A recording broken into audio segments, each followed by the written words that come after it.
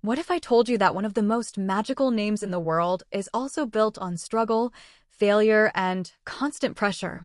When people hear Disney, they think of happiness, childhood memories, princesses, and dreams coming true.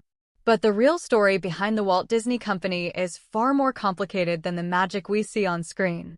It all began with one man, Walt Disney, who was not successful at the start of his journey. In the early 1920s, he was just a young artist with a strong imagination, but very little money or support. He wanted to create animated stories that could make people feel emotions, but his first attempts failed badly. His early studio went bankrupt, and he lost almost everything he had built. Many people around him believed his ideas were unrealistic and would never work in the real world. But Walt Disney did not stop. He kept trying again and again, believing that animation could become something powerful and meaningful.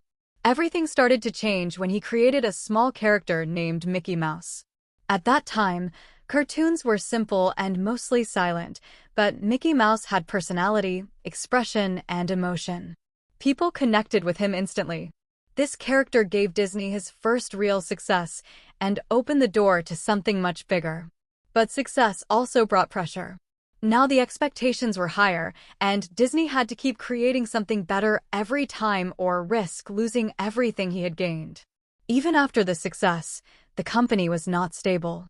One of the biggest risks came when Walt Disney decided to create a full-length animated movie. At that time, nobody believed people would sit in a cinema to watch a long cartoon.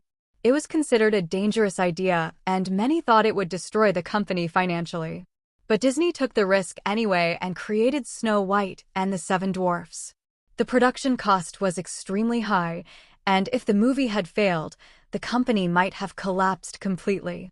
Instead, it became a massive success and changed the entire entertainment industry forever. Behind this success, however, there was a different reality that most people never saw. Walt Disney was known as a perfectionist, and he pushed his team very hard to achieve high-quality results. This created long working hours, stress, and constant pressure for employees. While the final products looked magical, the process of creating them was often exhausting. The beauty on screen often came from difficult and intense work behind the scenes. As the company grew, Walt Disney dreamed of something even bigger than films. He wanted to create a place where people could step into stories and experience them in real life. This idea became Disneyland. Many people thought it was too expensive and too risky, and they warned him that it would fail. But Disney believed in his vision so strongly that he invested heavily and even took financial risks to make it happen. When Disneyland finally opened in 1955, it was not perfect. There were technical issues, crowd problems, and operational challenges on the very first day. But despite all of that, people were amazed by the experience, and over time it became one of the most famous theme parks in the world. After Walt Disney's death, many expected the company to slow down, but instead it grew even larger.